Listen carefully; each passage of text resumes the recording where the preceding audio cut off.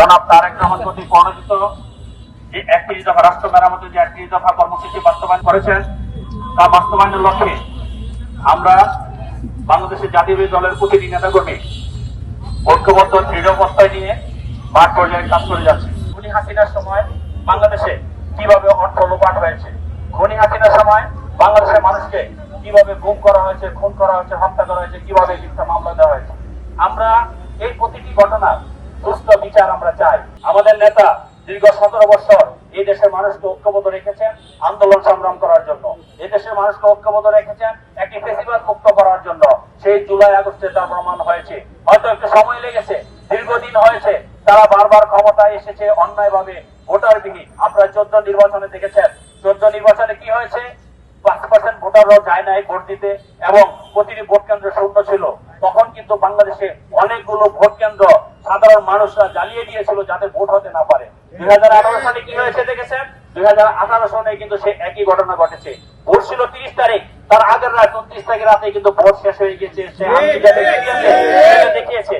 এবং 2024 যে নির্বাচন হয়েছে, কলঙ্কজনক নির্বাচন 7 জানুয়ারি, সেই নির্বাচনের ধারা কিন্তু একই ছিল। কাজেই বাংলাদেশের মানুষ তাদের থেকে মুখ ফিরিয়ে নিয়েছে। বাংলাদেশের মানুষ সেই ফেসিবাদী রক্তচক্ষু আর দেখতে চায় না। ফেসিবাদের পতন হয়েছে, খুনি হাসিনা বাংলাদেশ থেকে পালিয়ে গিয়েছে। তবে আমরা বিশ্বাস করি এখনো বাংলাদেশে যে সমস্ত ফেসিবাদী চক্ররা আছে, খুনি হাসিনার দোসররা আছে, অল্প সময়ের মধ্যে ওই আইন শৃঙ্খলা রক্ষাকারী বাহিনী যারা আমাদের ভাইকে হত্যা করেছে, গুলি করে, যারা আমাদের ভাইকে নির্যাতন করেছে, যারা এদেশের মানুষের সম্পত্তি দখল করেছে, ব্যবসা বাণিজ্য দখল করেছে, তাদের নিশ্চয়ই আইনের আওতায় নিয়ে আসবে অল্প সময়ের মধ্যে।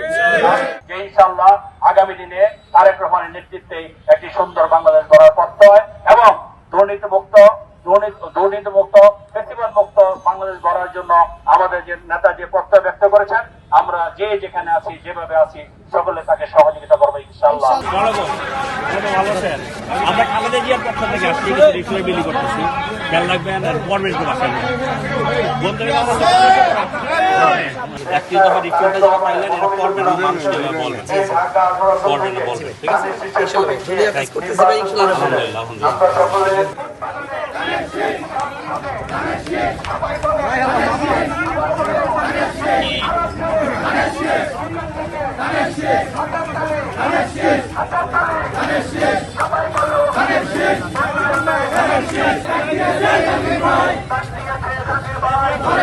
সময় নাই